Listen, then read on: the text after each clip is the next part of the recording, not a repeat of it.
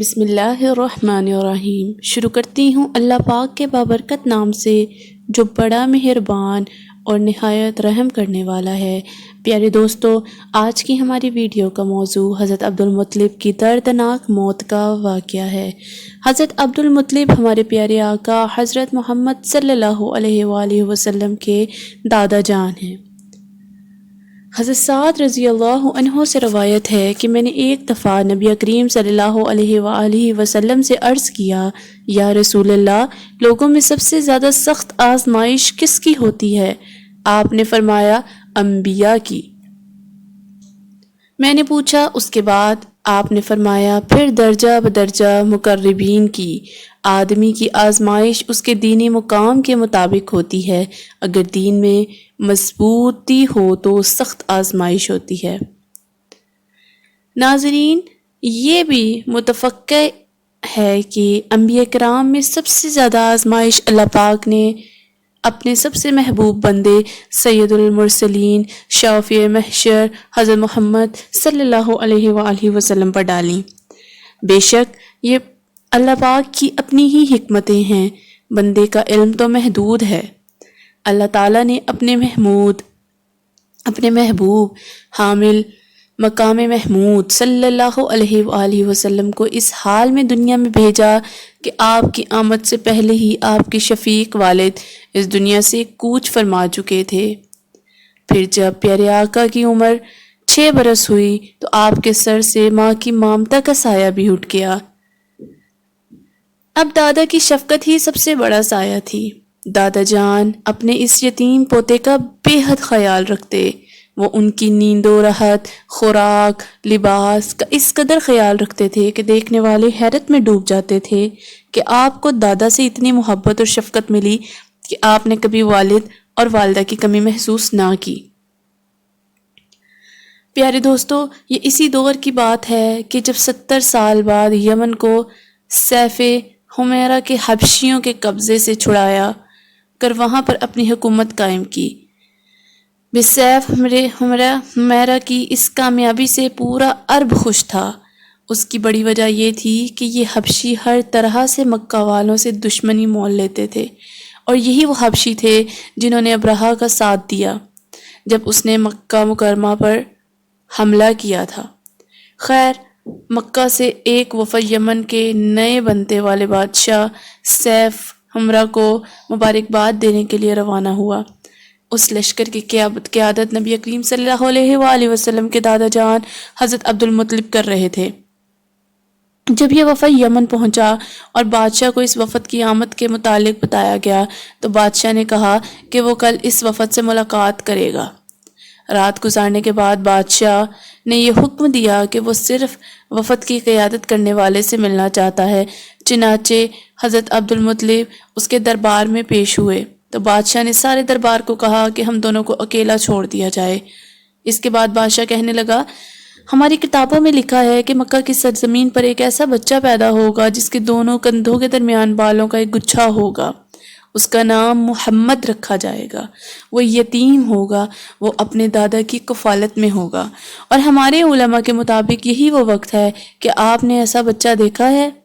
حضرت عبدالمطلب فرمانے لگے، ہاں، میرے پوتے میں یہ سب خصوصیات موجود ہیں۔ بادشاہ کہنے لگا، بے شک میں یہ سب جانتا ہوں کیونکہ میرے جاسوس مکہ میں موجود ہیں۔ میں یہ بھی جانتا ہوں کہ وہ بچہ کوئی عام نہیں ہے، اور آپ بھی جانتے ہیں۔ بادشاہ مزید کہنے لگے کہ اگر مجھے یہ ڈر نہ ہوتا کہ اس بچے کے سبھی دشمن ہو جائیں گے تو میں ابھی سے آپ کی اور اس بچے کی عظمت کا اعلان کر دیتا۔ اس کے بعد بادشاہ نے سارے وفد سے ملاقات کی، سب کو بہت عزت دی اور ڈھیر سارے انعامات، ہیرے، جواہرات اور 1000 اونٹ دے کر ان کو روانہ کیا، اور ساتھ میں بتا دیا کہ یہ سب تمہارے سردار عبدالمطلب کی خوش اخلاقی کی وجہ سے ہے۔ بس جب یہ قافلہ مکہ پہنچا تو ہر طرف دھوم مچ گئی کہ حضرت عبدالمطلب بادشاہ نے بہت عزت کی ہے کہ وہ انہیں اپنی سرحد تک خود چھوڑ کر گیا۔ اس واقعے کے بعد سے حضرت عبدالمطلب کا مکہ میں رعب پہلے سے بھی زیادہ ہو گیا۔ بے شک اس واقعہ سے پہلے بھی خاندان نبوی مکہ میں بہت عزت دار تھے۔ لیکن اس واقعے کے بعد مکہ کے لوگ حضرت عبدالمطلب کے روب تلے دب گئے۔ حضرت عبدالمطلب کا زندگی بھر کا معمول تھا کہ سونے کے وقت میں کوئی ان کی خوابگاہ کے اندر نہیں آ سکتا، نہ ہی کوئی ان کے بستر پر بیٹھنے کی جرت رکھتا تھا۔ اب نانا محمد صلی اللہ علیہ وآلہ وسلم نہ صرف ان کی خوابگاہ کے اندر جا سکتا بلکہ اپنے اس پوتے کے بغیر وہ خوابگاہ سردار قریش کو گوارا ہی نہ تھی۔ وہ اپنے سارے معاملات کو ترک کر کے پیارے آقا کو اپنے ساتھ سلاتے اور ان کی ہر خواہش پوری کرتے۔ پیارے آقا کے بچپن میں بعض حیران کن واقعات پیش آئے۔ انہی میں سے ایک واقعہ سیرت نگاروں نے لکھا ہے کہ اس کے مطابق بنو مدلج کے لوگ کھوج لگانے کے ماہر تھے۔ جس شخص کا پاؤں ایک بار بھی دیکھا ہوتا زمین پر اس کے نقوش دیکھ کر فوراً پہچان لیتے تھے کہ یہ اسی شخص کے نقوش ہیں۔ ایک مرتبہ یہ لوگ مکہ میں آئے تو انہوں نے حضرت عبدالمطلب سے ملاقات کے دوران کہا، اپنے اس بچے کی بہت حفاظت کرنا کیونکہ یہ عام بچہ نہیں ہے، اس کے قدم سے زیادہ مقام ابراہیم پر لگے قدم سے مشابہ کسی شخص کا قدم ہم نے نہیں دیکھا۔ ناظرین گرامی، پیارے آقا کی عمر مبارک جب 8 سال ہوئی تو اللہ پاک کی طرف سے ایک اور آزمائش آ گئی۔ وہ تھی آپ کے دادا جان کا آخری وقت۔ تمام اہل و عیال حضرت عبدالمطلب کے گرد جمع تھے۔ عربوں کی یہ روایت تھی کہ جب بھی کوئی بزرگ موت کے قریب ہوتا تو وہ اس کی شان میں اشعار پڑھتے تھے، اس لیے سب اپنے اپنے اشعار پیش کر رہے تھے۔ حضرت عبدالمطلب کی آنکھیں نکاہت کی وجہ سے بند ہو رہی تھیں۔ تمام اہل و عیال کو پیارے آقا کے ساتھ حسن سلوک کی وصیت فرمائی۔ خصوصی طور پر حضرت ابو طالب کے ہاتھ میں پیارے آقا کا ہاتھ دے کر فرمایا، اے میرے بیٹے سن لے اور یہ ذہن نشین کر لو کہ یہ کوئی عام نہیں بلکہ اللہ پاک کا خاص بندہ ہے جس کے قدم کے نشان ہمارے جد ابراہیم کے قدموں کی تصویر سے مشابہ ہیں۔ اب میرا بیٹا تمہاری تحویل اور کفالت میں ہوگا، اس کا خاص خیال رکھنا۔ سبھی خاندان سن رہا تھا اور غم سے نڈھال تھا۔ پیارے آقا بھی اپنے چچاؤں اور پھوپھیوں کی طرح آنسو بہا رہے تھے۔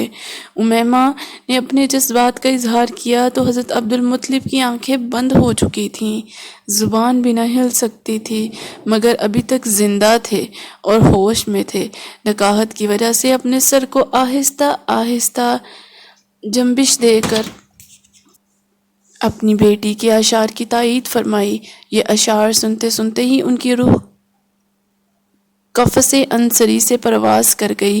ان اشعار کا ترجمہ یہ ہے، اے میری آنکھوں آج خوب آنسو بہاؤ، اس شخص پر اشکبار ہو جاؤ جو اعلیٰ اخلاق و عادات کا مالک اور بڑی شان و شوکت کا مالک اور بڑے نصیب والا تھا، ضرورت مندوں کا سرپرست، خوبصورت اور عالی مرتب تھا۔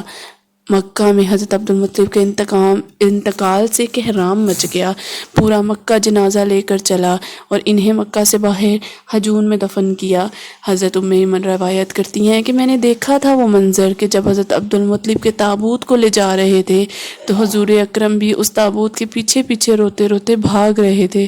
اس طرح رسول اللہ صلی اللہ علیہ وآلہ وسلم نے کسی ایک مرتبہ دریافت کیا کہ کیا آپ کو عبدالمطلب کی موت کا منظر یاد ہے؟ تو آپ نے فرمایا کیوں نہیں، میں اس وقت 8 برس کا تھا۔ میرے جد امجد عبدالمطلب کی وفات حرب الفجار سے قبل ہو گئی تھی۔ یہ تھا آج کی ہماری ویڈیو، امید کرتی ہوں آپ کو پسند آئی ہوگی۔ ہماری مزید ویڈیوز دیکھنے کے لیے ہمارے چینل کو سبسکرائب کر دیں تاکہ ہماری آنے والی تمام تر ویڈیوز آپ تک پہنچتی رہیں۔ ملتے ہیں اگلے دن اگلی ویڈیو کے ساتھ، تب تک کے لیے اجازت دیجیے، اللہ حافظ۔